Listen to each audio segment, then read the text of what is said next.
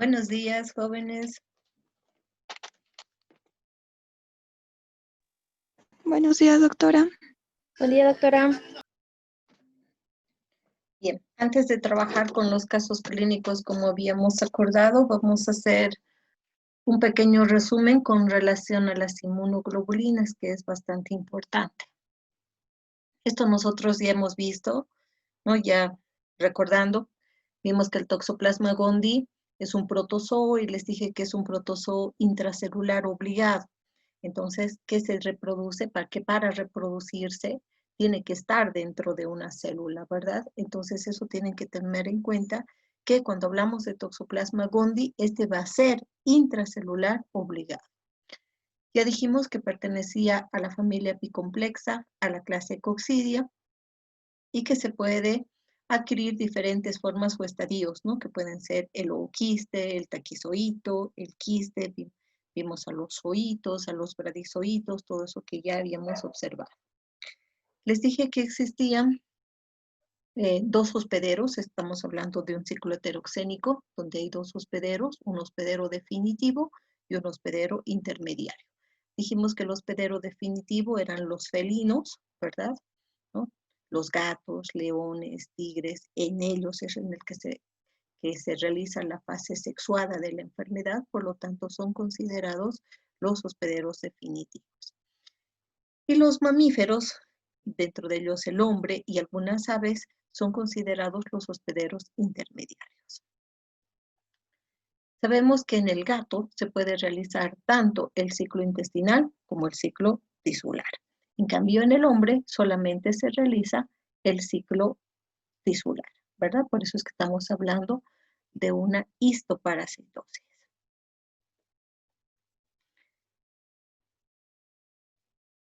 Sabemos que los taquizoitos lo que van a hacer es invadir células epiteliales de la mucosa y diseminarse a través de la sangre o a través de la linfa a varios órganos. Entonces pueden producir daño a nivel del cerebro, de los ojos, del corazón, del músculo esquelético, ¿no? Atravesar la placenta y producir daño en el feto, que les dije que era lo más importante por el daño que puede producir en el recién nacido. Entonces, como estos parásitos se van a multiplicar dentro de las células, la replicación de estos, cuando esta replicación es acelerada, puede llevar a la muerte del paciente, principalmente en los recién nacidos.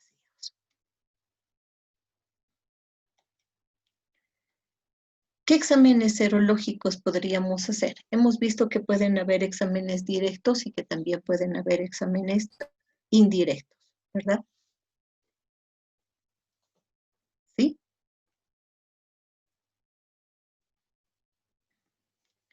Entonces, entre los exámenes serológicos, generalmente lo que nosotros hacemos es determinar la presencia de anticuerpos contra el Toxoplasma gondii. Entonces, los anticuerpos que podemos pesquisar nosotros son 4, ¿no? La IgM, la IgG, la IgA y la IgE. Ya les había indicado que la IgG es la que se detecta en fase crónica y las otras son para fase aguda. Pero vamos a ver el tiempo en que pueden estar en el organismo cada una de estas inmunoglobulinas y la importancia de la pesquisa de cada una de ellas y la interpretación clínica que nosotros tendríamos que dar a cada uno de ellos. ¿Ya? Entonces, cada uno de estos anticuerpos tiene un comportamiento en el tiempo y en diverso escenario clínico. Entonces, vamos a ver cuál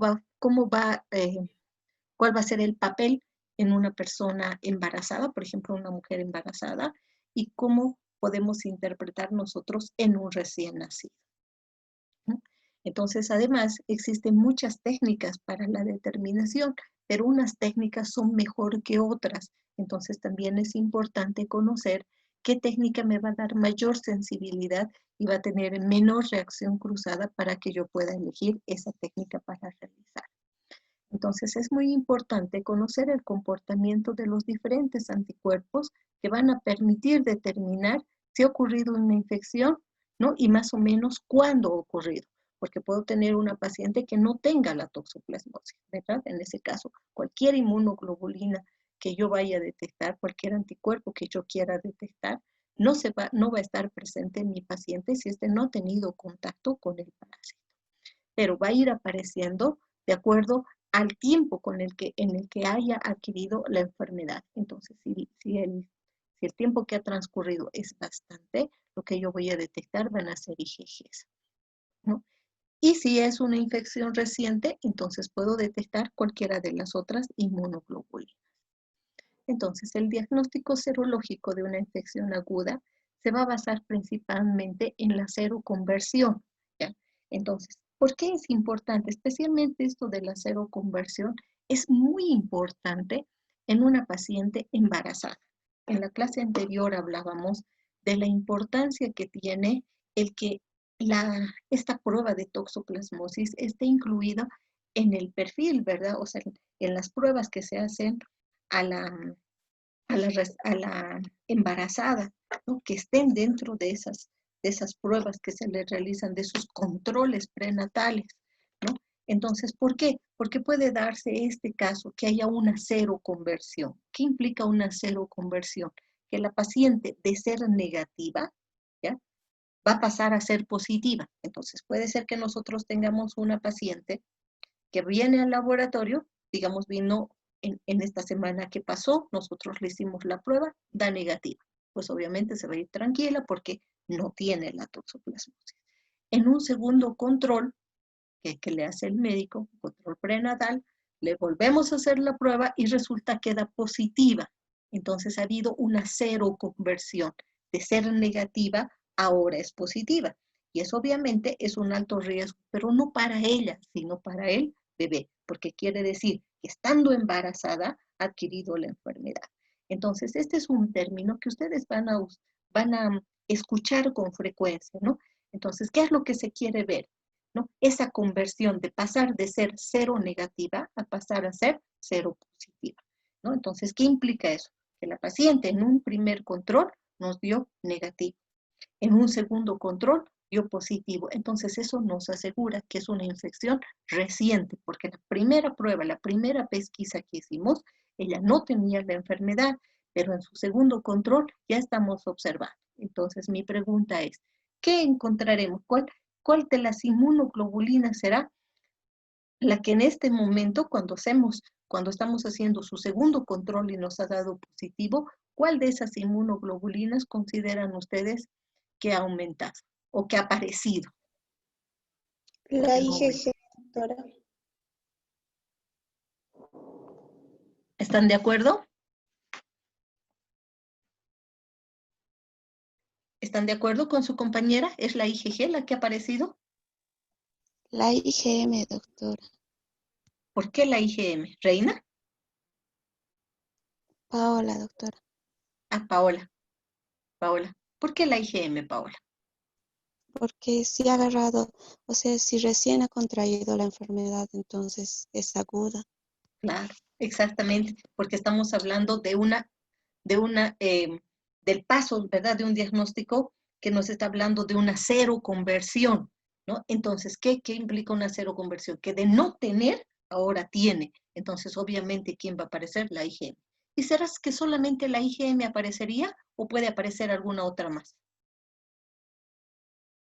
Pero poniéndonos en el plan y viendo lo que tenemos acá, es una seroconversión. Entonces, como nos decía Paola, la paciente está en una fase aguda. Aparte de la IgM, otra de las inmunoglobulinas también puede aparecer como positiva.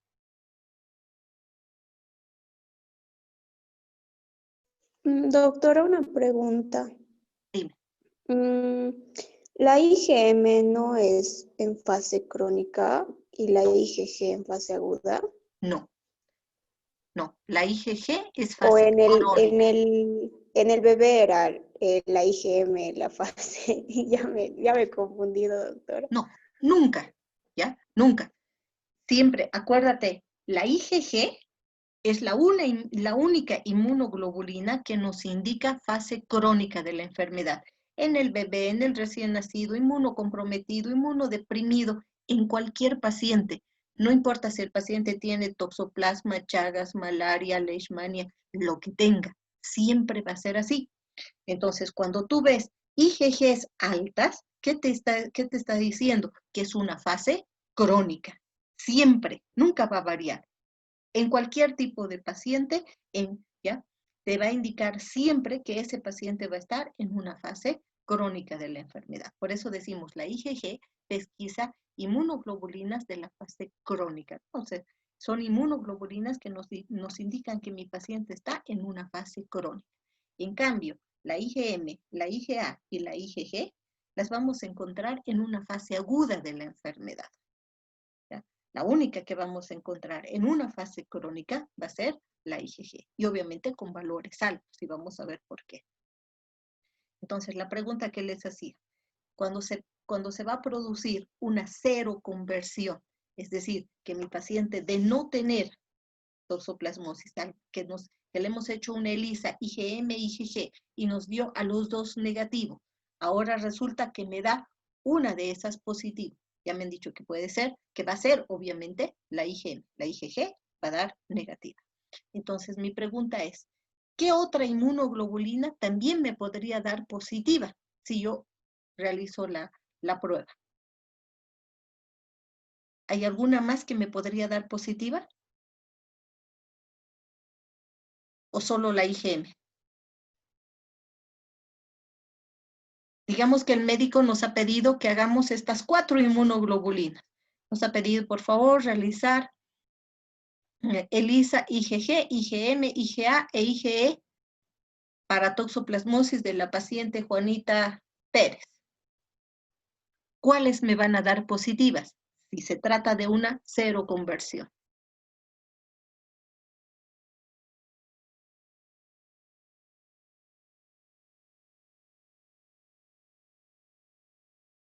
A ver, chicos. Doctora. ¿Cuál? La IgE. ¿Ya? ¿Cuál más? Ya la Paula me IgE. dijo la IgM. Tú me dices Y la IgE. IgA. y la IgA. Claro, claro. ¿Se han dado cuenta por qué? Porque todas son falsas agudas. Porque apareces en la fase aguda. Exactamente, muy bien chicos, muy bien, porque todas aparecen en una fase aguda. Entonces, si yo realizaría la prueba para estas 4 inmunoglobulinas, la única que me daría negativo sería ¿cuál? La IgG. El resto toditas me pueden dar positivas. Ahora, ¿qué sucede? ¿Por qué siempre hablamos solo de la IgM y de la IgG? Porque en la mayoría de los laboratorios, ¿ya? Lo que nosotros hacemos son justamente la pesquisa de estas 2 inmunoglobulinas. Pero eso no quiere decir que no podamos hacer una IgA o una IgE. Es bien difícil conseguir en el comercio para comprar, o sea, yo llamar a Santa Teresita o a cualquiera de los distribuidores y decirme, manda por favor un set de toxoplasmosis para la IgE, generalmente me van a decir no hay. ¿Ya? Es bien difícil conseguir para la IgE, pero sí puedo conseguir para la IgA. Pero yo tengo que saber, como bioquímico, que puedo hacer cualquiera de estas, puedo hacer las 4 pruebas, y si estoy estoy con un paciente que está haciendo una seroconversión, la única que no me va a dar positiva va a ser la IgG. Las otras sí, porque todas pesquisan, ¿no?, a los anticuerpos que se han producido en mi paciente en una fase aguda. Entonces, eso que les quede bien clarito. ¿No? Y el término seroconversión, ¿alguien me puede decir qué es una seroconversión? Para ver si ha quedado claro. Cuando nuestra paciente va a pasar de un resultado negativo a uno positivo. Exactamente, muy bien.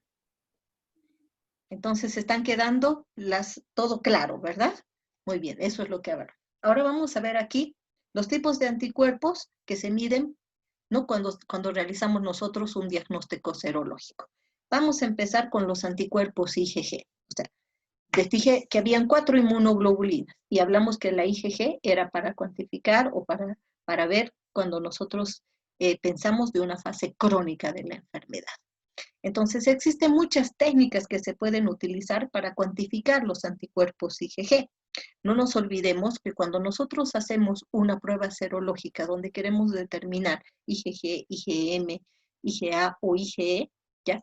Esta nos va a dar un valor, por lo tanto, es una técnica cuantitativa. No nos va a decir positivo o negativo, no va a ser ese el resultado.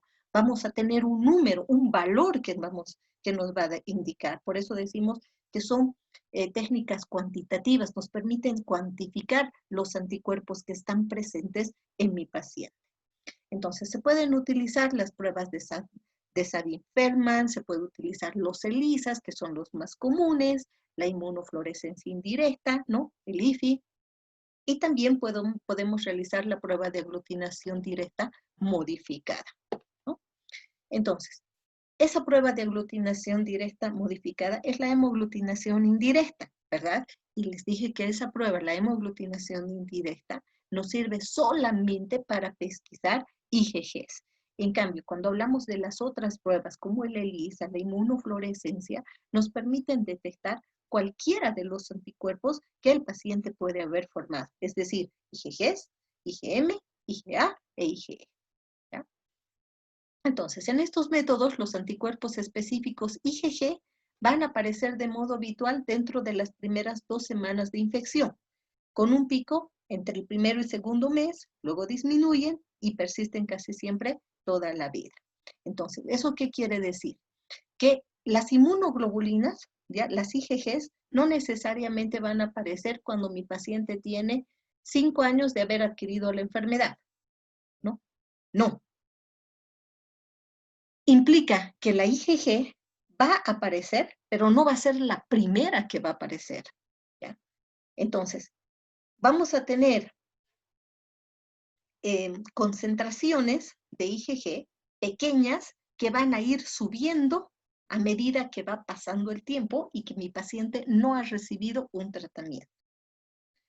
Cuando no las encontramos, cuando no encontramos IgGs, lo más probable es que el paciente no haya tenido una infección, ¿ya? Y no se puede atribuir a ella las manifestaciones clínicas, ya sea de la madre o del feto. Sin embargo, a veces podemos nosotros ver que hay una infección temprana a la IgG, que puede ser negativa al principio, y una muestra subsiguiente que va a revelar también una seroconversión. Entonces, ¿qué es lo que sucede? Obviamente, cuando hablamos de seroconversión, lo primero que vamos a pensar es en una IgM, porque de no tener, primero tiene que pasar a una fase aguda y luego tiene que pasar a una fase crónica, ¿ya? Entonces, nos queda bien claro que cuando nosotros estamos hablando de una seroconversión, ¿qué es lo que vamos a tener? Paciente que no tenía, que daba negativo y que ahora nos da positivo. Pero eso cuando hemos realizado una IgM. Y de pronto decimos, pero yo no hice IgM, yo hice IgG. Y mi paciente que daba negativo, ahora da positivo. ¿Está en una fase crónica? No está en una fase crónica, porque si nosotros vemos el valor, porque estamos diciendo que estamos cuantificando, vemos el valor de esa IgG, ese valor va a estar cerca del mínimo, ¿ya? Entonces, ¿hay una seroconversión? Sí, porque antes era negativa y ahora me da positiva. Hay una seroconversión, pero no me está diciendo que está en una fase crónica, porque el valor que tengo es bastante bajo. Entonces, está apareciendo, ¿por qué? Porque dice que aparece dentro de las primeras 2 semanas de infección. Va a aparecer. Por eso es que la estoy pesquisando ahí. A las 2 semanas de infección de mi paciente, ya va a empezar a aparecer esa IgG, pero los valores van a ser pequeños. Pero si yo a esta misma paciente, en lugar de hacerle IgG, o le hubiera hecho las dos, le hubiera hecho una IgM y una IgG, entonces, ¿me darían las dos positivas o solamente me daría IgG positiva? ¿Qué dice?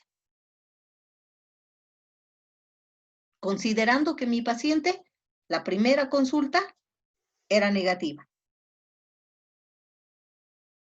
Ahora le echo IgM e IgG, ¿cómo serán los resultados de las dos? Depende a la cantidad que hemos encontrado, doctora. ¿Pero cómo serán? ¿Serán positivos o serán negativos? IgG negativo, IgM positivo, doctora. Eso es lo primero que pensamos, ¿verdad? Pero vamos a hacer de cuenta que mi paciente tiene un mes de haber adquirido la enfermedad. Entonces, ¿la IgG también estaría positiva? ¿O digo negativa? ¿O ya sería positiva? No sería positiva, Sería doctora. positiva, exactamente, sería positiva. Entonces, las dos me estarían dando positivas, ¿verdad? Me estaría dando la IgM y la IgG. Ahora, mi pregunta es, ¿qué valor, cuál de las dos inmunoglobulinas tendría un valor más alto? ¿La IgM o la IgG? La La IgG. IgG. A ver, piensen. ¿La IgM o la IgG? La M. La IgG, doctora. ¿Con 5 meses? La No, IgM. con 5 semanas, dijimos. Con 5 meses, con mucho tiempo, con La 5 meses nos podría dar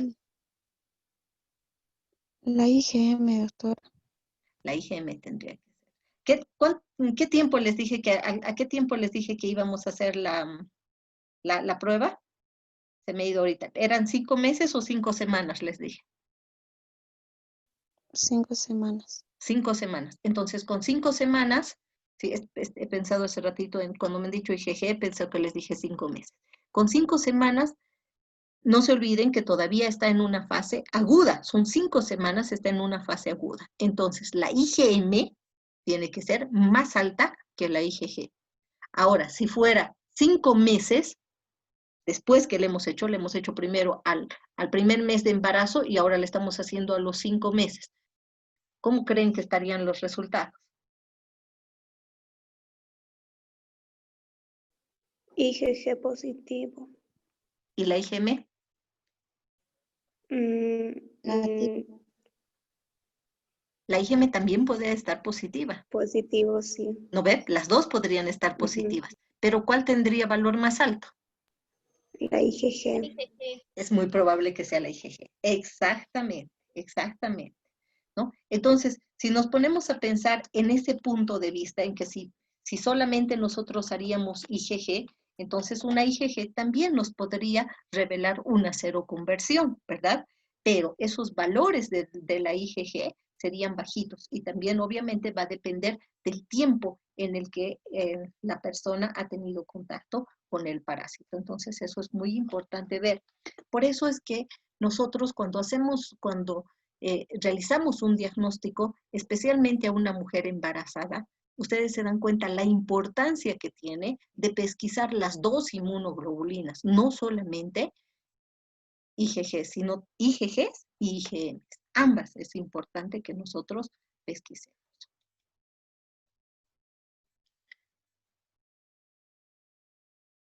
Entonces, existen deficiencias de la respuesta inmune humoral y esto puede hacer que dé pruebas que cuando nosotros estemos pesquisando IgGs, estas nos puedan dar negativas.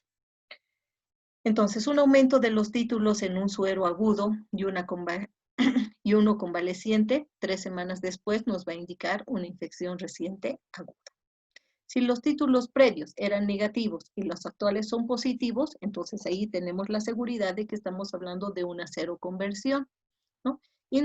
Y el diagnóstico nos indica que la infección ocurrió algún momento entre la toma de ambas muestras. Eso tiene que ser muy claro, porque nosotros si le realizamos a la paciente la primera prueba en enero y la segunda prueba le realizamos en marzo, la prueba en enero me dio negativa, la prueba en marzo me dio positiva, ¿qué quiere decir? Que de enero a marzo, en algún momento de ese, mi paciente estuvo en contacto con el parásito y adquirió la enfermedad, ¿no? Entonces, cuando nosotros realizamos las pruebas prenatales a las pacientes, ustedes se dan cuenta que no nos sirve realizar una sola al inicio, sino en cada control es importante realizar la pesquisa de estas.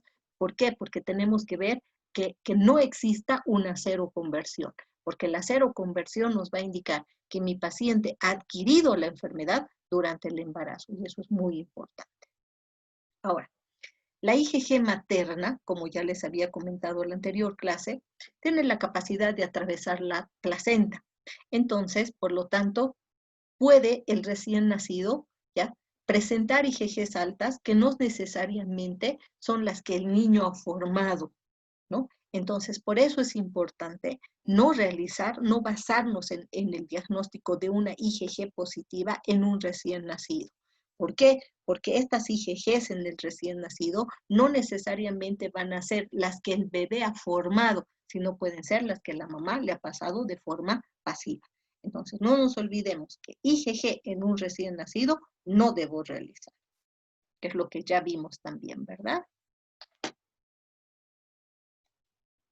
Ahora vamos a ver qué pasa con los anticuerpos IgM.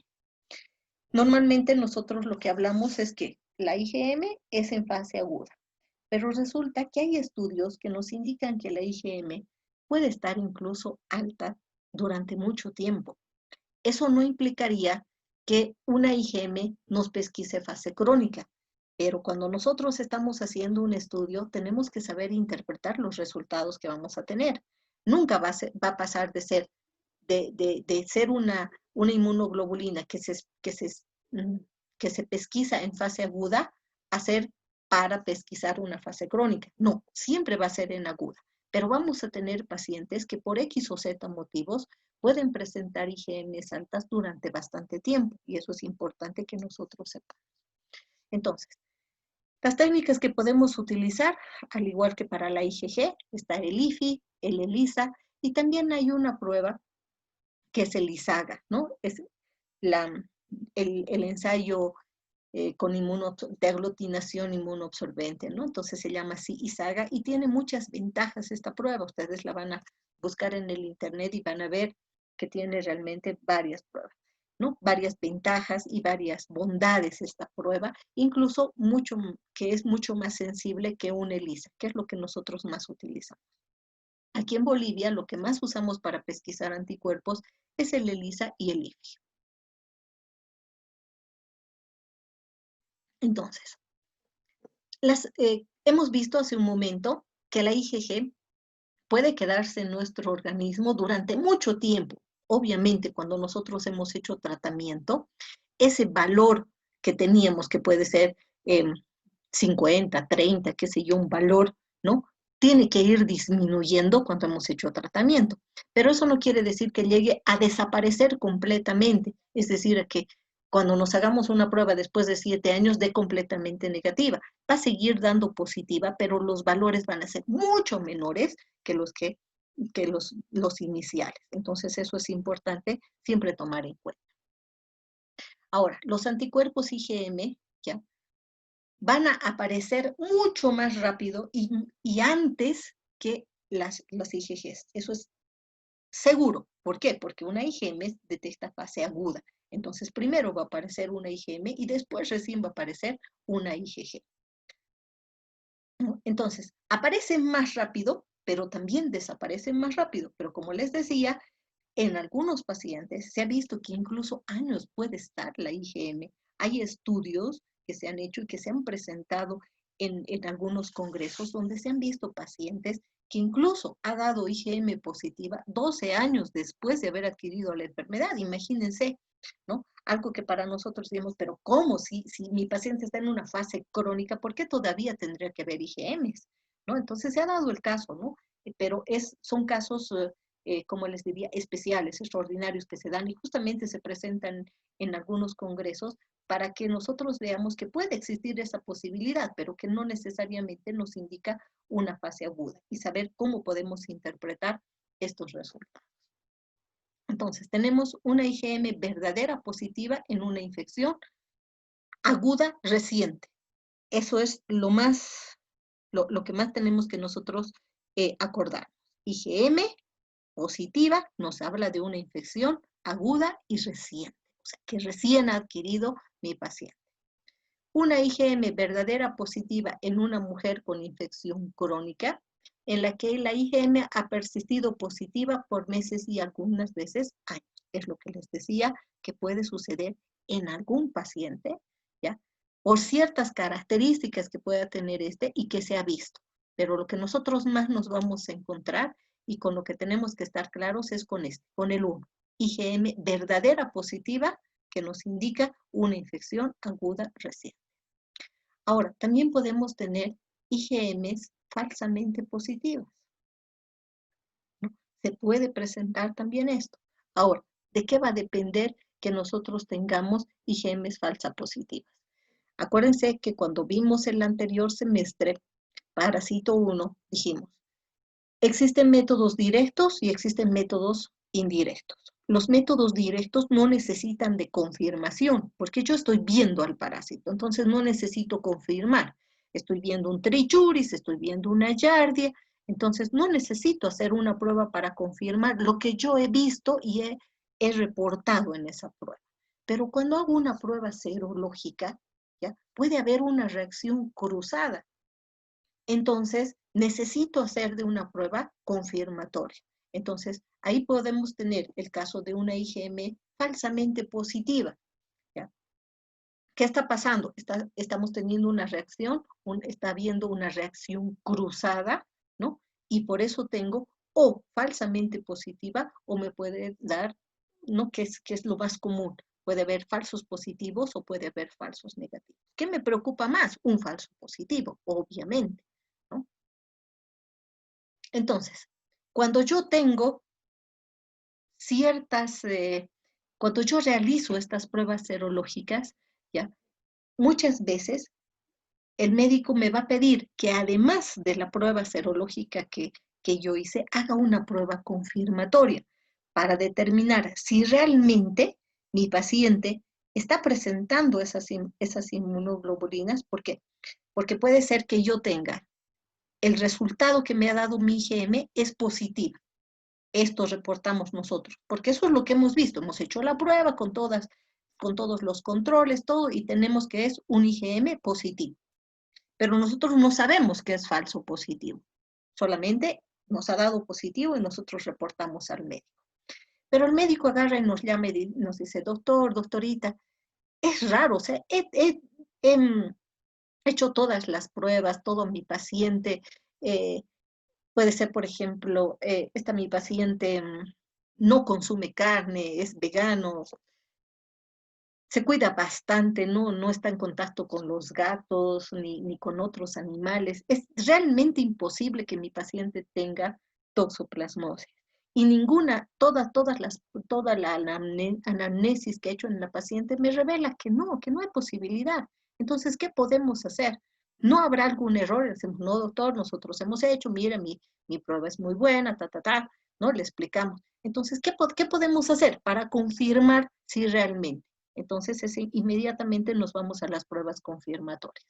Las pruebas confirmatorias sabemos que son el Western blot, el Immunoblot, y estas pruebas nos pueden ayudar a confirmar si realmente mi paciente tiene IgMs para la toxoplasmosis o estamos frente a una IgM falsa positiva, ¿no? Entonces, por eso les decía que las pruebas, los métodos de diagnóstico indirectos pueden dar resultados falso positivos. Entonces, estos resultados falso positivos ya tienen que ser confirmados. Entonces, tenemos que saber si realmente tiene toxoplasmosis o si no tiene. Y entonces, ¿qué vamos a utilizar? Los métodos confirmatorios. ¿Cuáles van a ser esos métodos confirmatorios? Western blot, Immunoblot, que podemos realizar al paciente y determinar si realmente son IgMs para toxoplasmosis, ¿no? Que ha formado anticuerpos IgM contra la toxoplasmosis o no, si hay una reacción cruzada, ¿no? O también lo que podemos hacer es utilizar pruebas más específicas, ¿ya?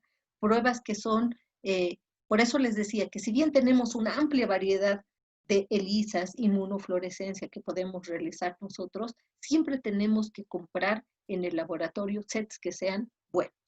Entonces, hay, por ejemplo, el ELISA de doble captura, ¿no? Entonces, este ELISA de doble captura me va a salir mucho más barato que hacer un Western blot, porque además, para hacer Western blot, yo tengo que tener el equipo. Entonces, la prueba es cara y además necesito un equipo especial para poder realizar esa prueba. Pero, ¿qué pasa si yo no tengo? Entonces, ¿qué puedo hacer para confirmar? Puedo hacer un ELISA de doble captura.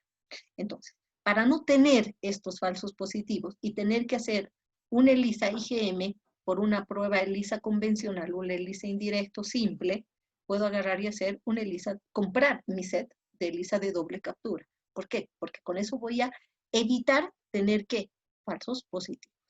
Entonces es muy importante que en el momento en que nosotros estamos adquiriendo un set para realizar la pesquisa de alguna enfermedad, ¿ya? Veamos muchos factores, es decir, ¿qué me sirve para esto? O sea, ¿me sirve un ELISA simple, sencillo, ¿no? Indirecto que yo voy a realizar? ¿O me sirve más una ELISA de doble captura? Me sirve más una ELISA de doble captura. Sí, me cuesta 100 pesos más, perfecto, pero no voy a tener esos resultados falsamente positivos. Entonces, si bien esa prueba que yo voy a hacer más cara, va a ser más cara, pero va a ser más precisa.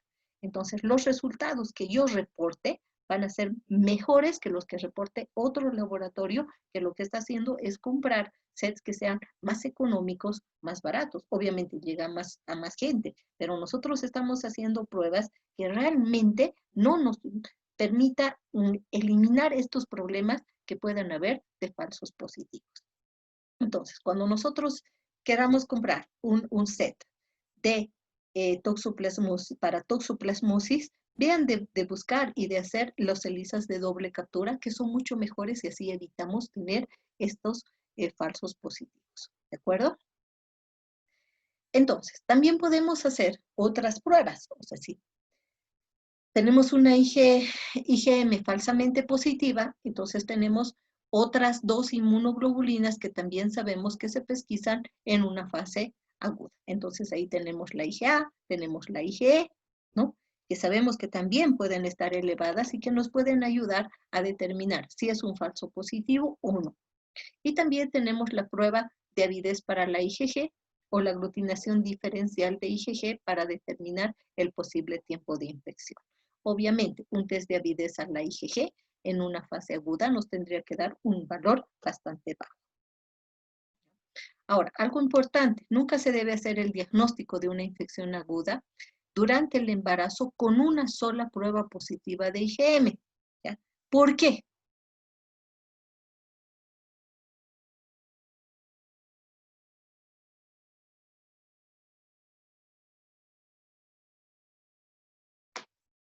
¿Por qué puede haber una seroconversión, doctora? Exactamente. Entonces es muy importante que nosotros siempre hagamos, ¿no? En las mujeres embarazadas, en cada control, nosotros hagamos las pruebas de toxoplasmosis, ¿no? Es importante. Y es importante el que no solamente nos basemos en una sola prueba positiva IgM para diagnosticar una toxoplasmosis. ¿Por qué? Porque no nos olvidemos que tenemos este factor, que puede haber una IgM falsamente positiva, ¿no? Es por eso que lo ideal es realizar la pesquisa en una mujer embarazada, no solamente basándonos en la IgM, sino hacer una IgM y una IgG. ¿Ya? Porque además, cuando nosotros tenemos un paciente que llega al laboratorio para hacerse una prueba de toxoplasmosis, no vamos a poder determinar si ese paciente podría estar en una fase aguda o en una fase crónica por una simple manifestación clínica que tenga o que presente. ¿Ya? Eso se van a dar cuenta, por ejemplo, cuando hablemos de Chagas. ¿Ya? Cuando hablamos de Chagas, las manifestaciones clínicas en una fase aguda son bien específicas y en una fase crónica también. Entonces podemos saber con los síntomas, con las manifestaciones, con los signos que está presentando mi paciente, nosotros podemos saber si esa paciente está en fase aguda o en fase crónica. Pero en el caso de una toxoplasmosis, no.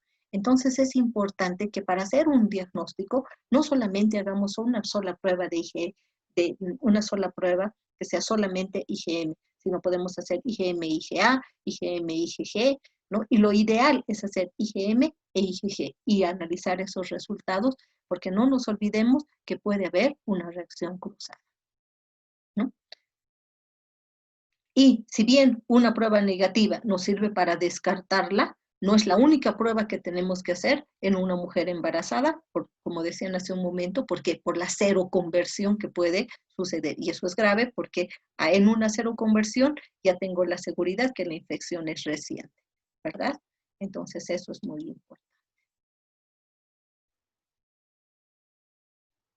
Entonces, en una infección congénita, pues el hallar las inmunoglobulinas IgM es pues muy importante, ¿no? Entonces es útil el diagnóstico en una infección congénita, lo cual ya vimos que en la IgG no nos sirve para nada, porque la IgG puede pasar directamente de la madre al niño. En cambio, una IgM en una infección congénita va a ser muy importante.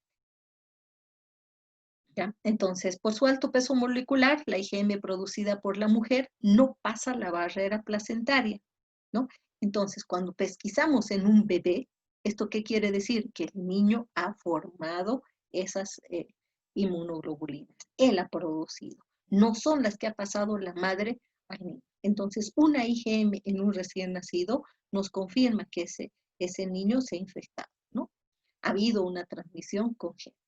Por eso, encontrar una IgM específica en un recién nacido es diagnóstico de una infección intrauterina. ¿Ya?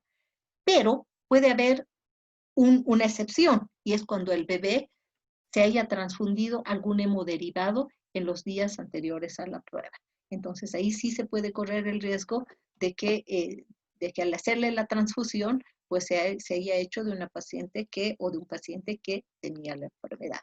Entonces, en esos casos, sí puede haber esa excepción, pero después, no, ¿ya?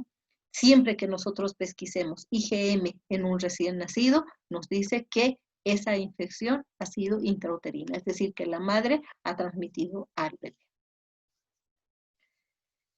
Ahora, ¿qué sucede? No todos los recién nacidos con Toxoplasma gondii la producen, o sea, va a haber algunos recién nacidos que no van a presentar la IgM al nacer, ¿no? Entonces, como ustedes ven en la diapositiva, existen entre un 50 o 70% de recién nacidos a los que sí se detecta el IgM al nacer, y existe otro tanto de niños que pueden no presentar inmediatamente esa IgM. Entonces, hay que hacer las pruebas posteriores a que el niño ha nacido, siempre que nosotros tengamos el dato de que la mamá nos dio, o sea, que la mamá era seropositiva. Es decir, que cuando tenemos un diagnóstico de que la madre tiene la enfermedad, o sea, que en los controles tiene la enfermedad, cuando el recién nacido nace, inmediatamente hay que hacerle las pruebas, pero puede ser que ese niño no presente anticuerpos. Entonces no lo podemos dejar tranquilo y decir no tiene y ya está, sino hay que hacer controles para ver que ese niño no llegue luego más adelante a formar los anticuerpos IgM.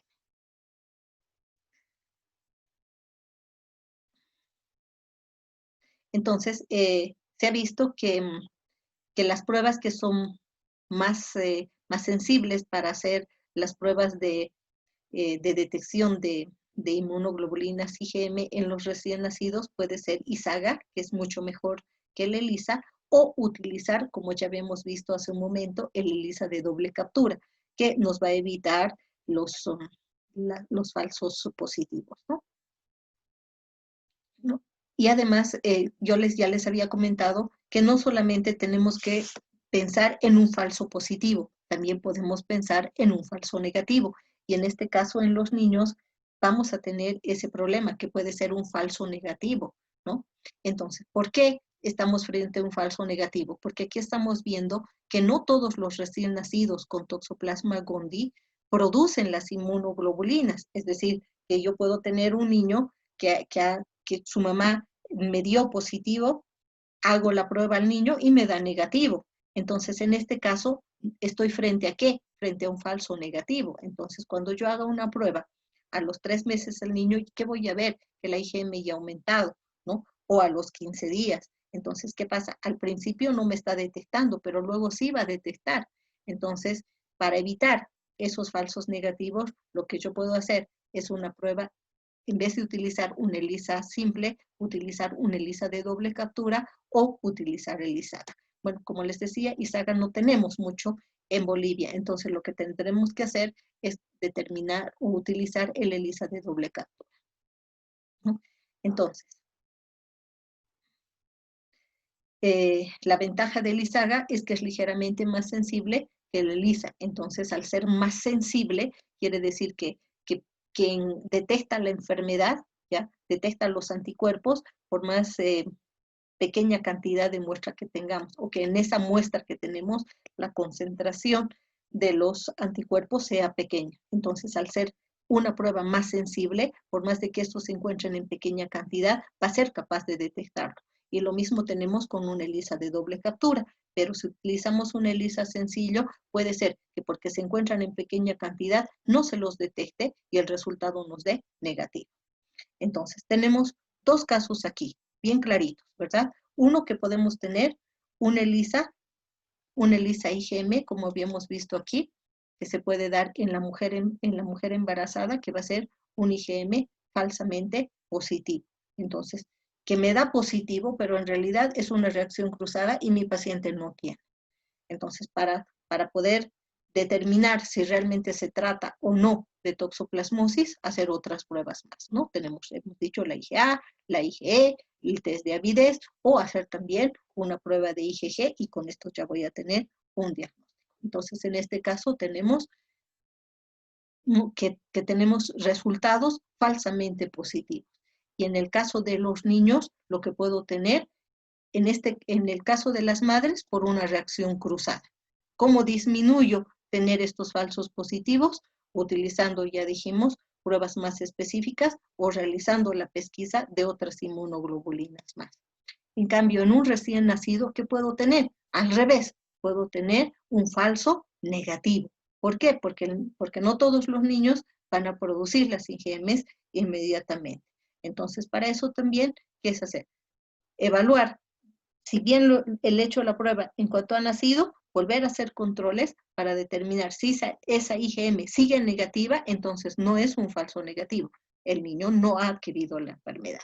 Pero si esa IgM va a empezar a presentar, va a aparecer, ya vamos a tener una concentración de esa IgM en lo que le hemos realizado al niño, ¿no? Entonces estábamos frente a un falso negativo. Entonces, para evitar esos falsos negativos, como les decía, usamos una ELISA de doble captura o usamos un ISAGA, ¿no? Entonces, lo que se quiere es utilizar siempre pruebas sensibles y pruebas específicas. En todas las pruebas que nosotros hablamos de métodos serológicos, siempre tenemos que evaluar la sensibilidad y la especificidad. Entonces, la sensibilidad, la capacidad que tiene esa prueba de pesquisar lo que nosotros estamos buscando, no importa que esté en pequeñas cantidades. Entonces decimos es sensible. Existía en pequeña cantidad, pero la prueba ha sido capaz de detectarla. Y específica cuando no nos va a dar reacción cruzada con otra prueba, ¿no? Entonces, todas las pruebas que nosotros elijamos, tenemos que ver eso, que sean sensibles y que sean específicas.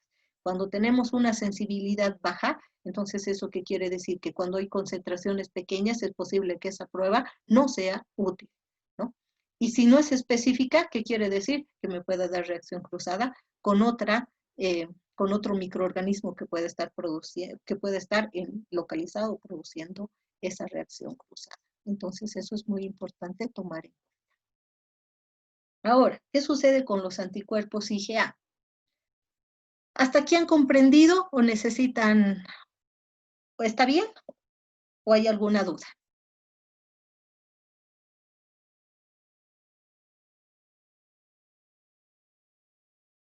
Está bien, doctora. Ok. Entonces aquí tenemos que los anticuerpos IgA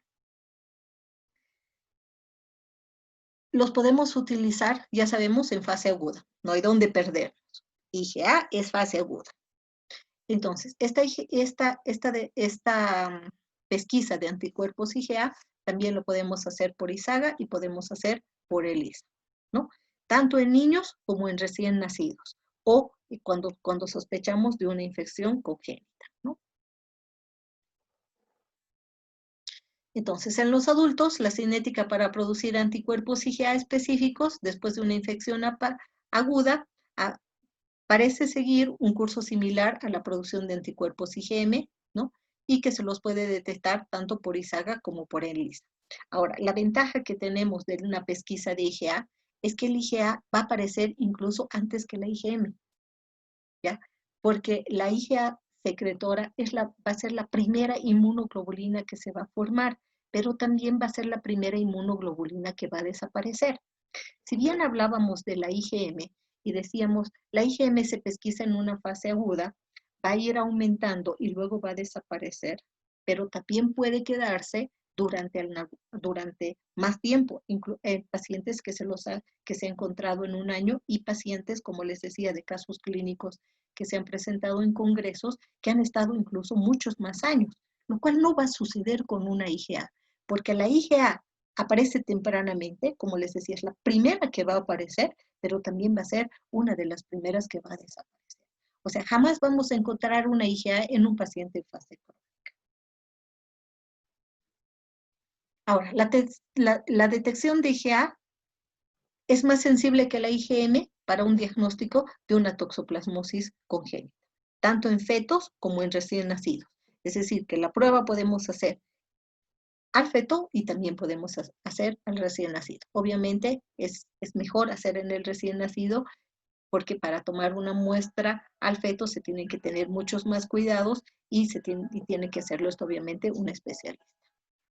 En algunos casos de recién nacidos con toxoplasmosis congénita podemos tener anticuerpos IgM negativos, el diagnóstico serológico establecido por la presencia de anticuerpos IgA y la persistencia de IgG hasta el año de vida postnatal.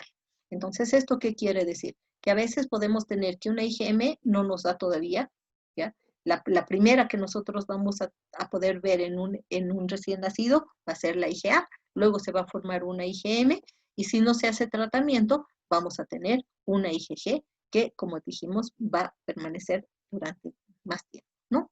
Entonces, no nos olvidemos que la IgG no necesariamente va a aparecer un año después de que el niño ha tenido, ¿no? La IgG hemos visto que aparece tempranamente, pero los valores, la concentración que vamos a tener van a ser bajas. Entonces, de acuerdo a los valores que tenemos de esa IgG, vamos a determinar una fase crónica.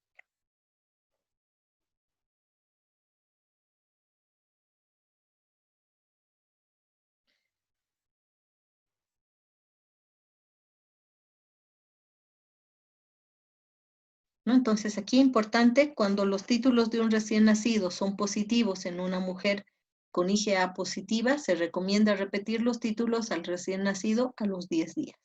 Si persisten positivos, se confirma una infección neonatal.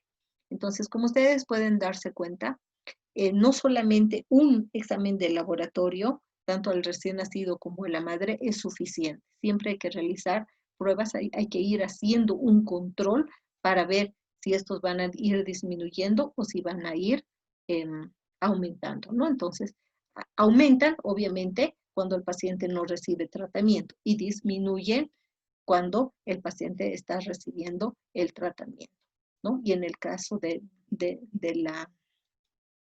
aquí tenemos el caso de los anticuerpos IgG.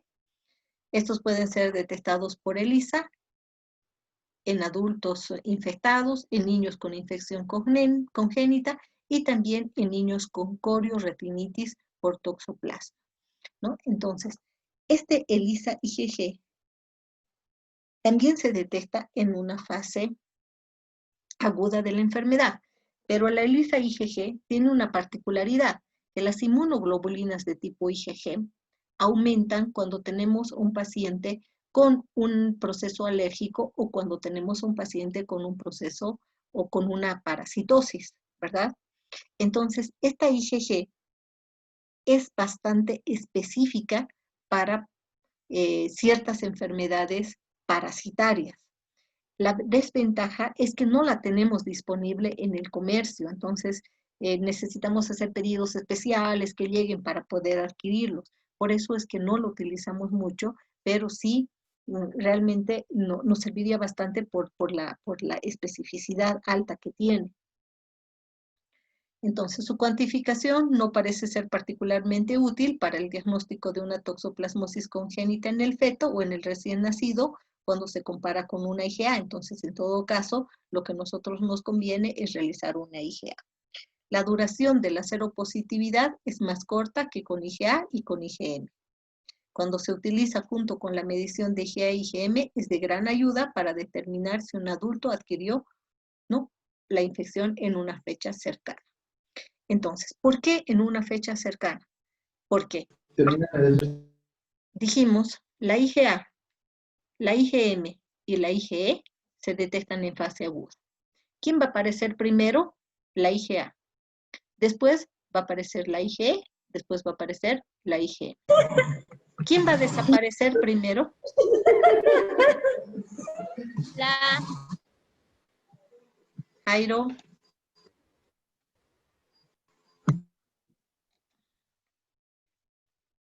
No había sido, perdón Jairo, no eras tú. Es Jocelyn, que no está atendiendo o está con alguien.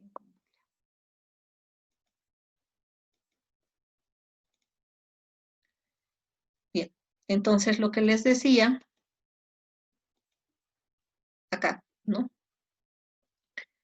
Les decía, tenemos 3 inmunoglobulinas que se pesquisan en fase aguda. Tenemos la IgA, la IgM y la IgE, ¿no? Entonces, ¿quién va a aparecer primero? La IgA. Luego va a aparecer la IgE.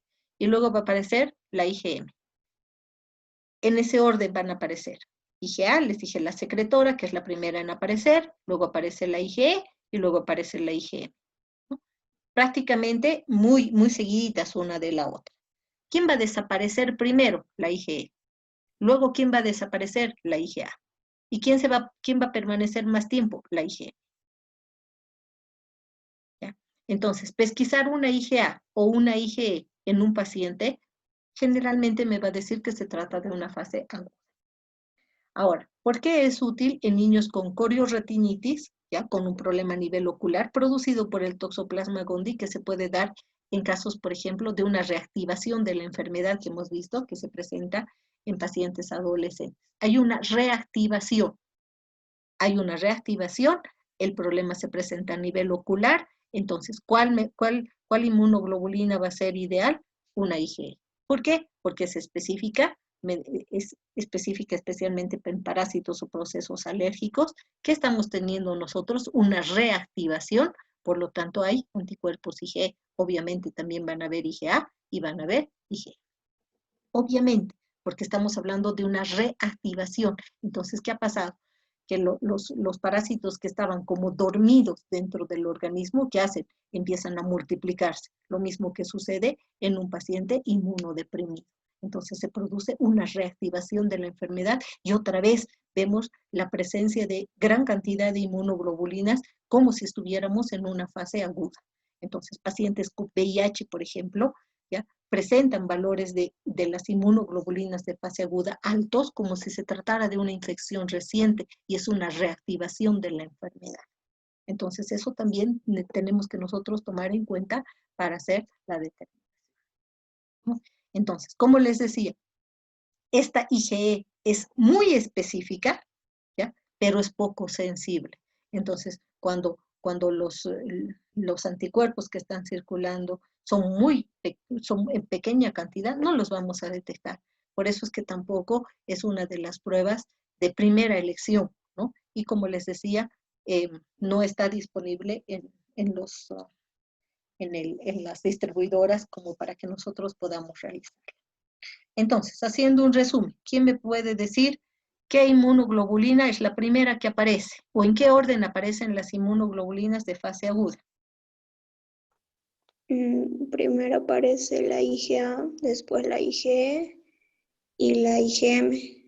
¿Y al Y último? la primera, la IgM. La IgG sería la última, ¿no? En todo Ajá. caso. Claro, de las IgMs está muy bien. ¿Y cuál es la primera en desaparecer? La IgE, después Luego, la IgA y al final la IgM. la IgM es la que podemos tener más tiempo, incluso en una fase crónica, ¿verdad? Obviamente con valores, con concentraciones mucho más bajas. Bien, ¿preguntas, chicos?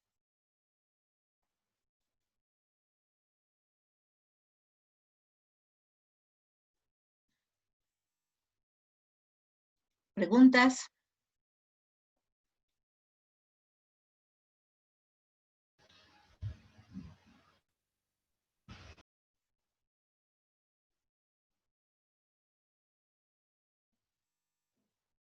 ¿No hay preguntas? Bien, vamos a seguir.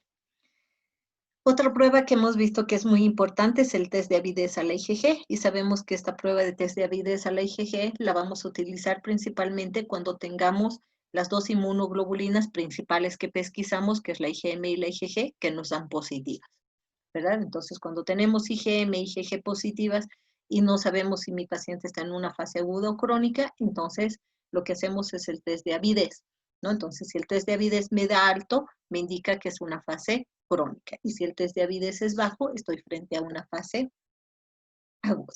Eso ya habíamos revisado y hemos visto la anterior clase. Otra prueba que se puede realizar es la reacción de la polimerasa en cadena. Entonces sabemos que es el PCR, ¿verdad? El PCR es un examen directo por amplificación. Entonces lo que va a detectar es el ADN del parásito.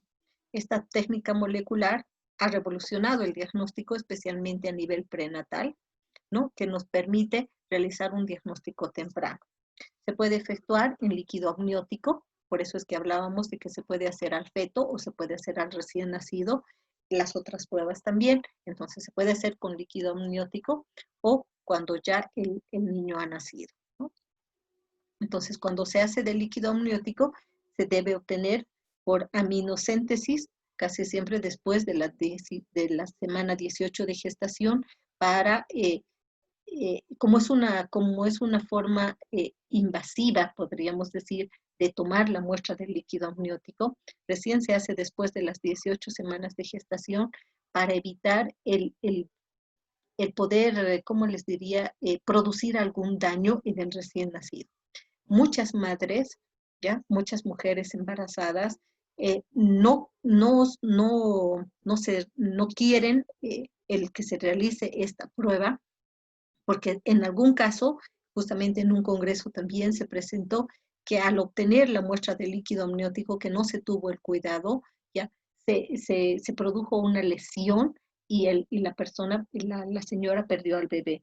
Entonces es muy importante, por eso les decía, nosotros no podemos realizar esa toma de muestra, ¿ya? La toma del líquido amniótico tiene que hacerlo un especialista y con todo el cuidado y siempre tomando en cuenta que sea a partir de la semana 18 de gestación.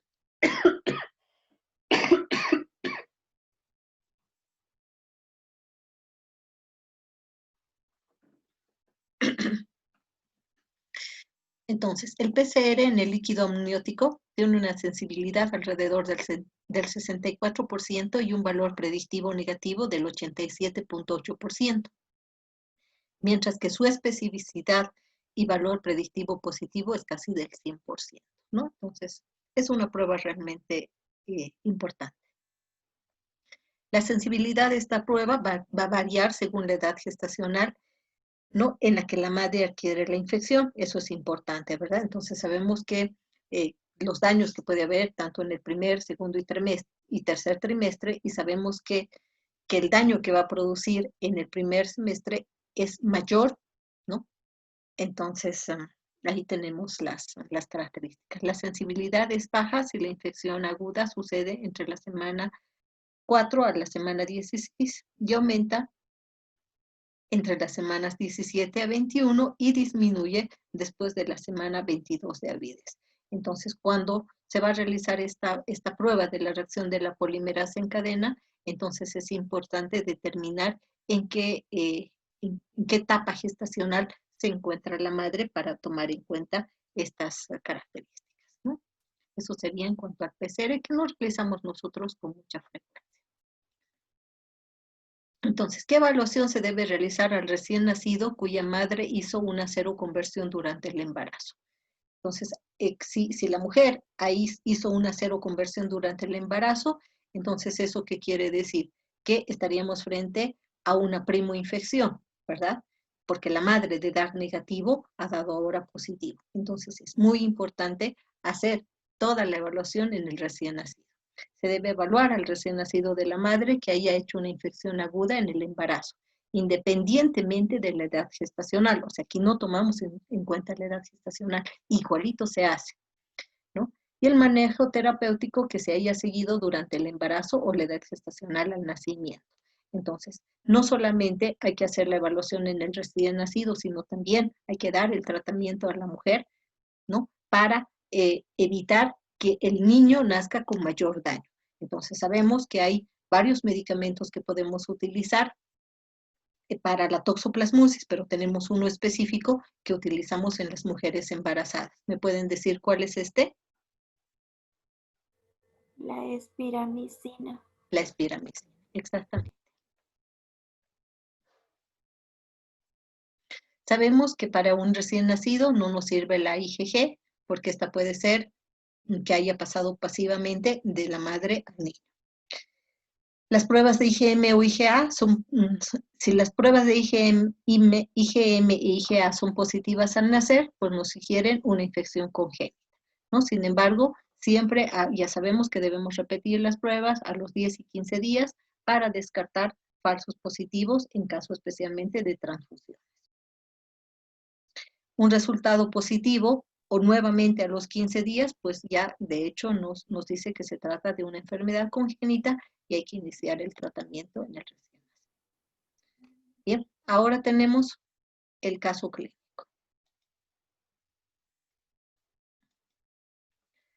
Tenemos paciente femenina de 26 años de edad, embarazada.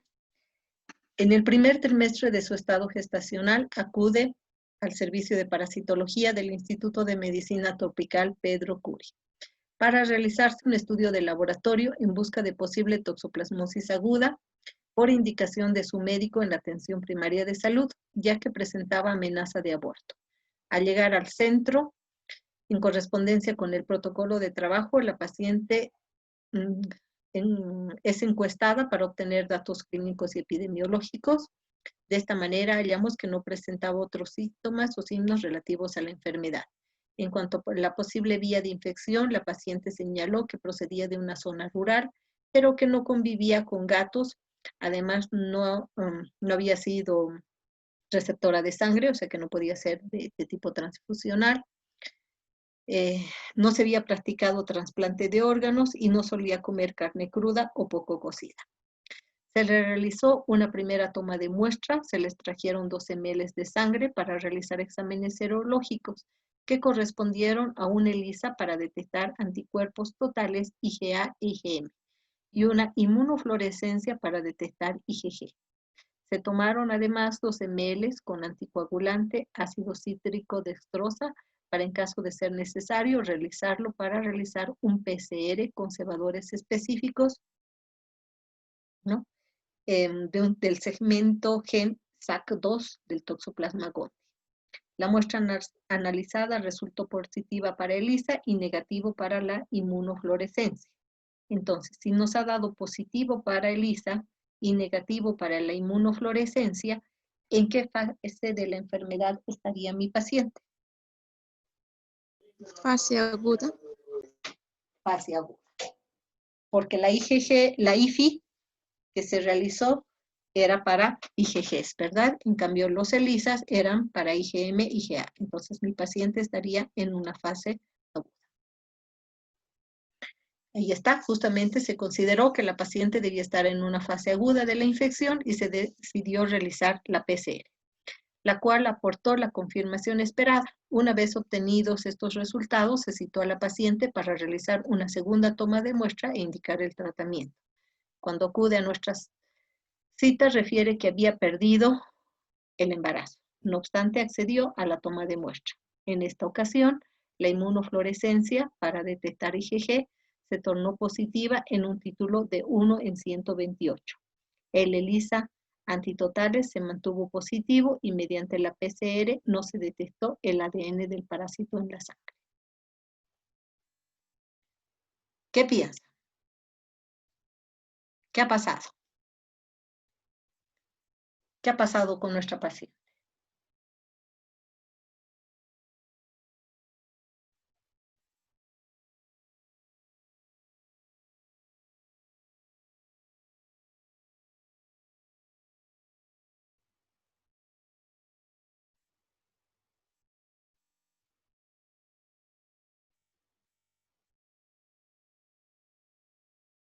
¿Cuál sería su análisis de este caso clínico? que ha tenido una seroconversión, doctora. No, no estamos frente a una seroconversión. Entonces ha estado en una fase crónica.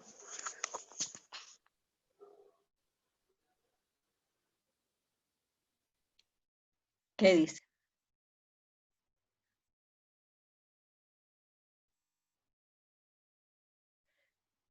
¿Por qué les digo que no ha habido una seroconversión?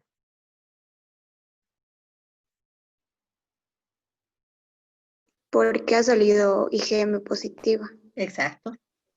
Para hablar de una seroconversión tendríamos que tener una paciente que a la primera visita del médico nos dio negativo y a la segunda visita nos dio positivo. En este caso estamos hablando de una seroconversión. Pero esta paciente a la primera visita al médico ya nos ha dado una IgM positiva.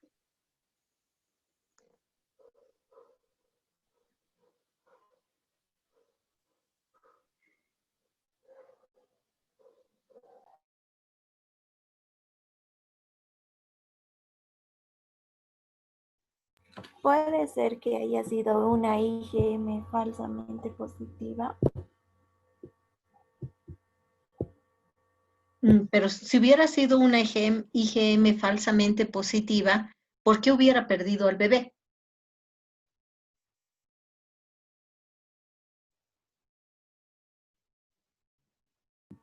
Sí, tienes razón. ¿No ven?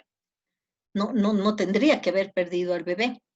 Porque acuérdense que cuando les dije que, a ver, hagan memoria un poquito.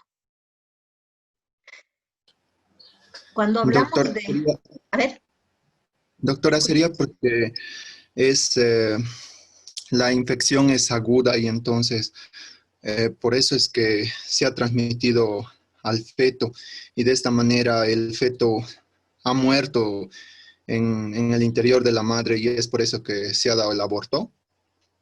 podría ser una opción, una fase aguda con una carga parasitaria bastante grande, que lo que ha pasado se ha producido el aborto, ¿no? Que les dije que era muy posible, ¿verdad? Que cuando se realiza en el primer trimestre de infección, se pueda producir un aborto espontáneo. ¿Qué otro factor podría haber dado? A ver, vean este dato, analicen este dato. Tenemos un título de la IgG positiva 1 en 28. Para que ustedes tengan una idea, cuando se hace la prueba de hemoglutinación indirecta, ¿ya? La prueba va subiendo. Empieza con 1 en 2, 1 en 4, 1 en 8, 1 en 16, 1 en 32, 1 en 64 y así sucesivamente hasta llegar 1 en 128. Si tenemos 1 en 64, ¿después cuánto sería?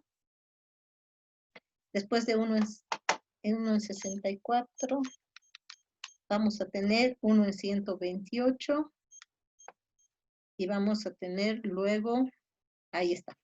Entonces, tenemos, las pruebas tenemos, primero, como les digo, las diluciones que hacemos, para que entiendan este caso, vamos a ver, la dilución que se hace es primero 1 en 2, 1 en 4, 1 en 8, 1 en 16, 1 en 32, 1 en 64 y 1 en 68. Es considerado, como les diría, de diagnóstico presuntivo de una IgG positiva a partir de 1 en 16, o sea, tiene valor diagnóstico a partir de una dilución 1 en 16. Cuando es una dilución 1 en 2, 1 en 4, 1 en 8, como que no la tomamos muy en cuenta, porque además 1 en 2 y 1 en 8 nos sirve para determinar la presencia de cuerpos heterólogos, que vamos a ver, les voy a poner un video sobre la prueba de ELISA, la prueba de hemoglutinación, de cómo se realiza, que la he hecho en el laboratorio para que ustedes vean y se den cuenta de estos títulos. Pero para analizar el caso, entonces hacemos una prueba de hemoglutinación. Tenemos una dilución, hemos hecho 1, 2, 3, 4, 5, 6, 7 diluciones, ¿ya? 7 diluciones. Entonces, en esas 7 diluciones nos ha dado positivo. ¿En qué dilución? Digamos que hemos hecho 8 diluciones. La segunda tendría que haber sido 128 por 2. La segunda dilución era 1 en 256, la dilución número 8. Pero en 1 en 256 ya ha dado negativo. Entonces, para nosotros es positivo hasta una dilución 1 en 128. ¿Me están entendiendo lo que les estoy explicando ahorita? ¿Ya? ¿Qué implica hacer una dilución 1 en 2? En que ya primero tenemos la dilución, obviamente, 1 en 1. Entonces coloco la misma cantidad del suero del paciente y del reactivo. Entonces mezclo y tengo una dilución 1 en 1. Luego saco de esa muestra, de ese pocillo, saco al siguiente y hago la dilución. Ahora ya tengo una dilución de 1 en 2. De esa segunda saco y pongo al tercero. Ahora ya tengo una dilución 1 en 3. 1 en 4. Luego en 1 en 8 porque va doblando. ¿Se dan cuenta? ¿Ya? Entonces, ¿qué estoy haciendo? He puesto muestra solamente a mi primer pocillo. Entonces, mi primer pocillo tiene la misma cantidad de muestra y de reactivo. Pero en el resto, ¿ya? En el resto de los pocillos, tengo reactivo en la misma cantidad que puse al primero, ¿ya? Digamos que tengo un pocillo 1, un pocillo 2 y un pocillo 3. Entonces, a esos pocillos, a todos los pocillos, coloco un reactivo que digamos va a ser 20 microlitros de reactivo. 20 microlitros a todos mis pocillos. Y también coloco a todos los pocillos hasta mi dilución 1 en 8, los mismos 20 microlitros de reactivo. Toditos tienen 20 microlitros. Pero la muestra solamente coloco al primer pocillo. Entonces, al mezclar 20 microlitros de mi muestra con 20 microlitros del reactivo, tengo una dilución 1 en 1, porque he puesto la misma cantidad. ¿Se dan cuenta, verdad? Ahora, para llevar al segundo pocillo, ¿qué he hecho? Lo que he mezclado de lo que he puesto mi muestra al primero, de esa mezcla llevo al segundo. Entonces ya no tengo una dilución 1 en 1, tengo una dilución 1 en 2. De esa dilución de 1 en 2 llevo al siguiente pocillo. Entonces ya no tengo una dilución de 1 en 2, tengo 1 en 4. De ese llevo al siguiente y tengo 1 en 8 y 1 en 16 y así sucesivamente. Entonces, ¿qué es lo que estoy haciendo? Coloco la mayor concentración de muestra en el primero y voy diluyendo hasta los últimos.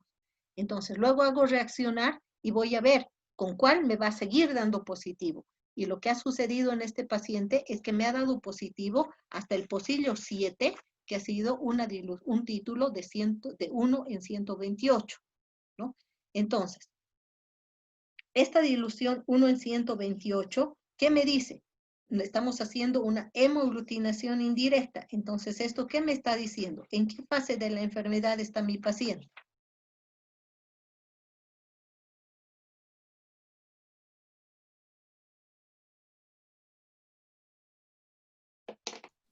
Crónica, doctora.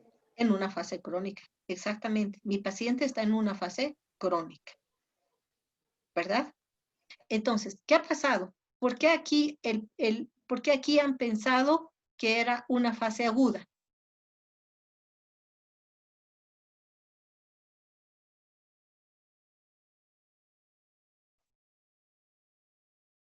Porque esa IgM se ha mantenido desde la primera vez que ha contraído la enfermedad, doctora. La IgM se ha mantenido, ya puede ser ya un factor. Y ahora, ¿qué ha pasado con la IFI? ¿Qué ha pasado con la IFI? ¿Por qué esta IFI, por qué esta inmunofluorescencia me ha dado negativa?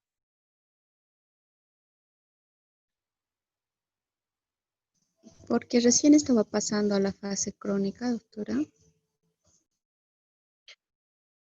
Pero sabemos que la IgG puede aparecer a partir ya, o sea, puede aparecer tempranamente, pero con valores pequeños, ¿verdad? Puede aparecer tempranamente, pero va a ser con valores muy pequeños. Entonces, ¿qué ha pasado acá? Esta prueba que han utilizado, la inmunofluorescencia, no ha sido capaz de captar estas inmunoglobulinas, ¿verdad? No ha sido capaz. Cuando se ha hecho otra prueba, que ha sido la hemoaglutinación indirecta, recién me ha dado un título 1 en 128.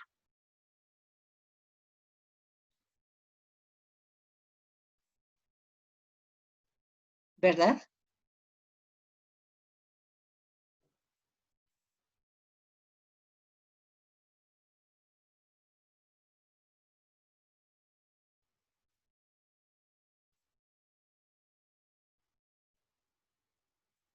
¿Qué puede haber pasado?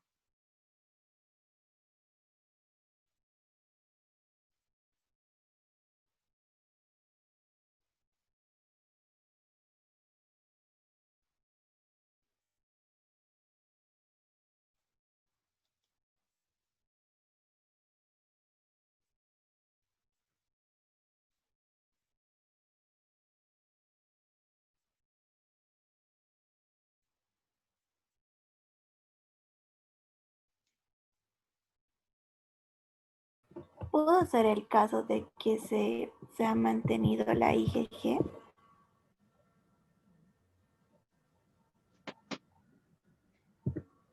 Aquí tenemos, ha pasado muy poco tiempo.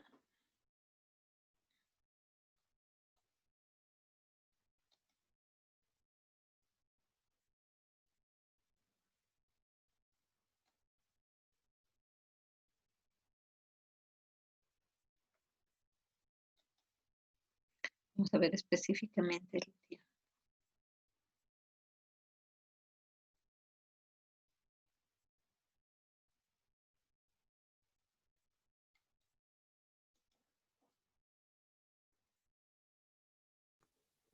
Doctora, puede ser que la IgG no estaba en ese momento muy elevado y por eso no ha detectado la IFI, los anticuerpos. Sí, es muy posible. Es muy posible que haya sucedido eso.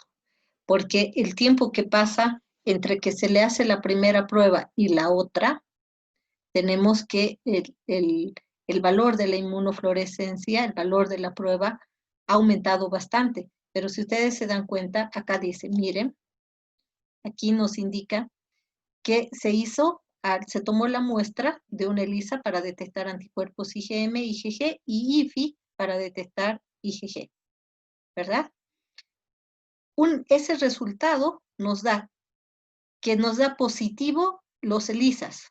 Las dos pruebas de ELISA que se han realizado para la IgA y la M nos da positivo. Y nos da negativo la de la inmunofluorescencia. Entonces, inmediatamente, ¿qué es lo que hace el médico? Realiza un PCR. Pero ese PCR no detecta el parásito.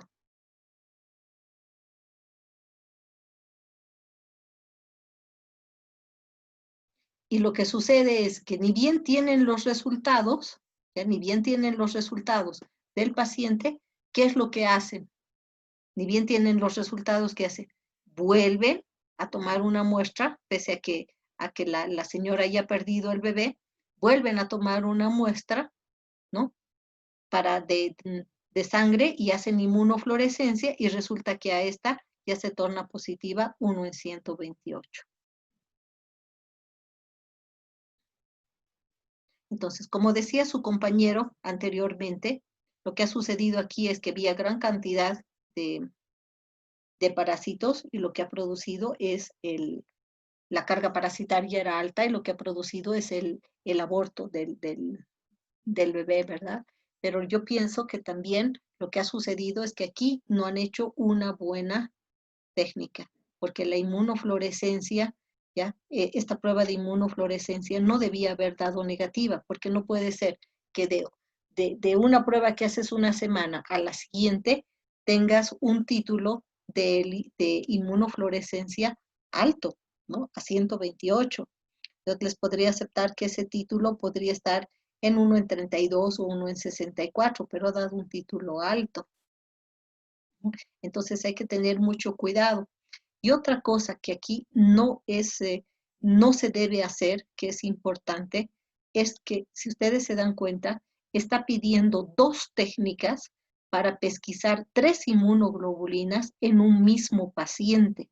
Y eso no se debe hacer, porque los valores de IgM e IgG nos van a dar no en títulos como los que nos está dando el IFI, uno en 68, uno en 120, uno en 64, uno en 128, utiliza diferentes valores de interpretación y de diferentes formas de, como les diría, diferente forma en la que se va a reportar cada uno, la concentración de cada una de estas inmunoglobulinas. Entonces, es importante no utilizar técnicas distintas para pesquisar inmunoglobulinas en un mismo paciente. Ese es el mayor error que se ha presentado acá. Debían haber realizado ya la pesquisa de las 3 inmunoglobulinas o por ELISA o por IFI, no utilizar técnicas distintas. Eso es muy importante. Este caso lo he puesto principalmente para que ustedes vean eso, ¿ya? Es muy importante porque, como les decía, los valores, ¿ya?, con los que se va a reportar un ELISA son distintos a los valores con que se va a reportar un IFI y son distintos a los que se va a reportar con una hemoglutinación. Y cada uno te va a indicar y te va a decir, es positivo a partir de tal valor, es positivo o valor significativo a partir de tanto. Entonces, cuando tú mezclas 2 técnicas, como en este caso el ELISA y la inmunofluorescencia, corres ese riesgo, ¿ya? Corres ese riesgo de que tengas valores que si hubieras realizado la misma técnica, te podías haber dado cuenta de que esto no estaba produciéndose, o sea, que realmente también tenía inmunoglobulinas IgE y que el riesgo de la paciente, del bebé era grande, entonces iniciar inmediatamente tratamiento, ¿no? Entonces es muy importante, ¿ya?, que con este caso clínico específico, de que ustedes vean que cuando se va a realizar, cuando van a pesquisar varias inmunoglobulinas, todas esas inmunoglobulinas tienen que ser con la misma técnica. Si vamos a realizar ELISA, ELISA para las 3. Si vamos a realizar IFI, IFI para las 3. Entonces así podemos comparar fácilmente los valores, porque todos se van a reportar de una misma forma y no van a utilizar una determinada concentración y el otro títulos. Entonces es muy importante siempre realizar la misma prueba para el diagnóstico. Entonces, por más de que el médico jamás nos va a decir, realicen ELISA para esto, IFI para esto. No nos va a decir así. Solamente nos va a pedir la determinación, ¿no?, que se realicen pruebas serológicas, o nos va a pedir hemoglutin, realizar, por favor, las pruebas serológicas para la detección de toxoplasmosis. Entonces, nosotros somos los que debemos elegir.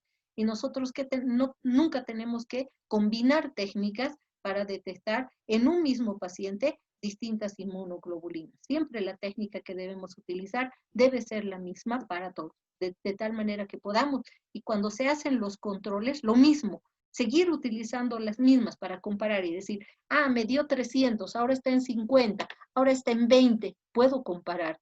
Pero si uso una técnica en la que me dio 300 y ahora uso una en 168, ¿qué comparo? No sé, no puedo comparar, no sé si ha bajado, ¿verdad? Entonces, siempre tenemos que tener ese cuidado, porque el médico no va a solicitar específicamente una prueba. Entonces, esa es tuición nuestra como bioquímicos, tener ese cuidado, que cuando yo realizo una prueba, tiene que ser siempre la misma técnica para pesquisar las 3 inmunoglobulinas o las 4 inmunoglobulinas que ha pedido el médico. Y para hacer el seguimiento, tengo que seguir utilizando la misma técnica, porque si no, no voy a poder hacer ese seguimiento, porque me va a dar valores distintos. ¿De acuerdo? Bien, ahí está aquí tenemos otro caso clínico más, pero ustedes ya tienen clase en un minuto, entonces ya no vamos a poder verlo pero más o menos es así el análisis que tienen que hacer.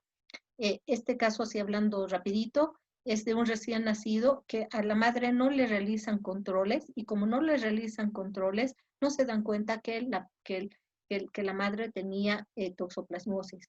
Entonces, como no se han realizado el diagnóstico, pues no se hizo un tratamiento, el niño nace bastante afectado y pues muere a los 10 días de haber nacido, ¿no? Tenía un problema ya bastante serio con relación al hígado, el hígado estaba aumentado de tamaño, entonces eso sabemos que el hígado, el vaso son órganos hematopoyéticos, entonces estos hacen que, por ejemplo, las plaquetas, como ustedes pueden ver, estén re bajitas, estén en 60,000, ¿no? Entonces, al estar afectados estos órganos, como ser el hígado y el vaso que les digo, hace que no exista una buena producción y todo eso ha llevado a que el niño muera, ¿no? Ha nacido, pero se ha muerto, no ha podido hacer nada.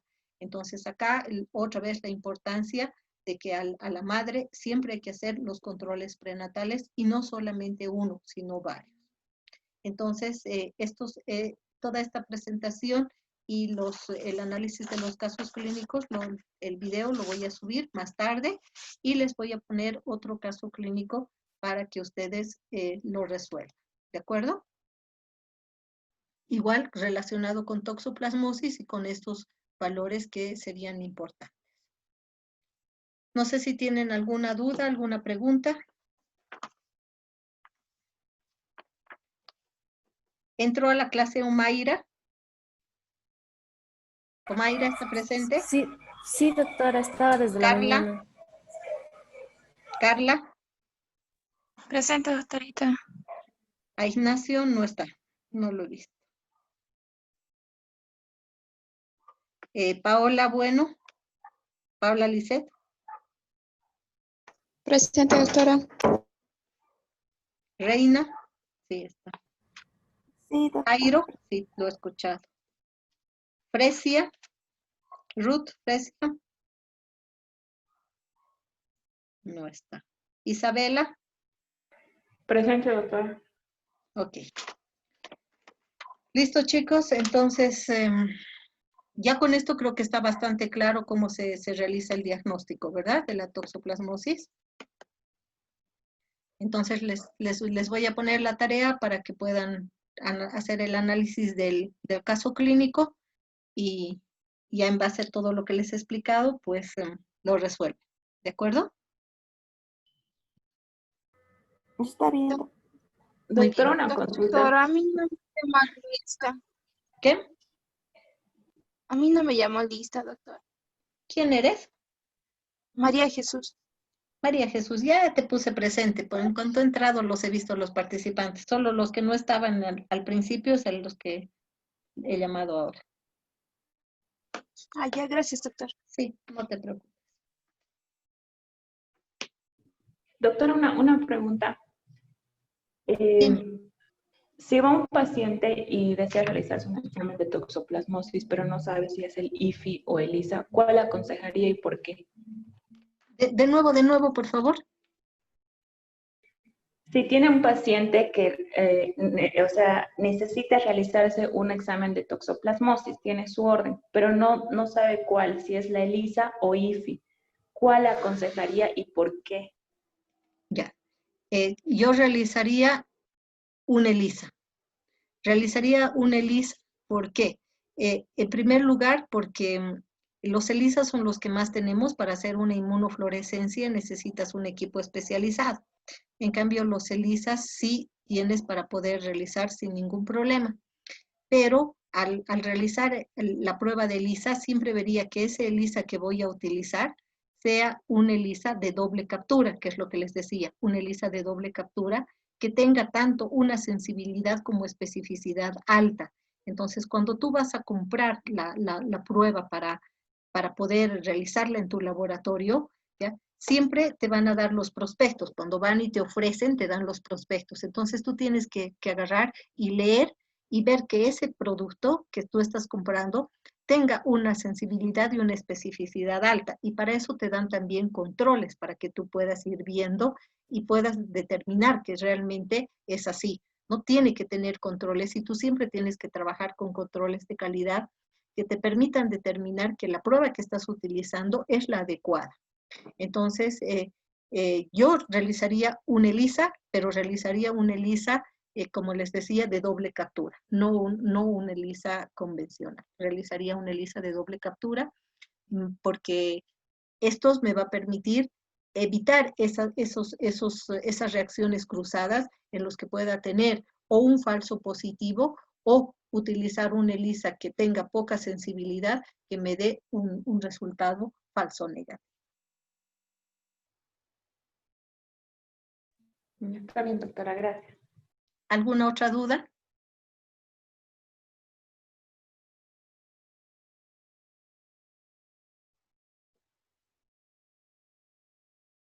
¿No hay dudas? Ok. Entonces, nos vemos el día jueves. Hasta luego.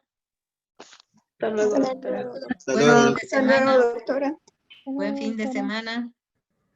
Igualmente.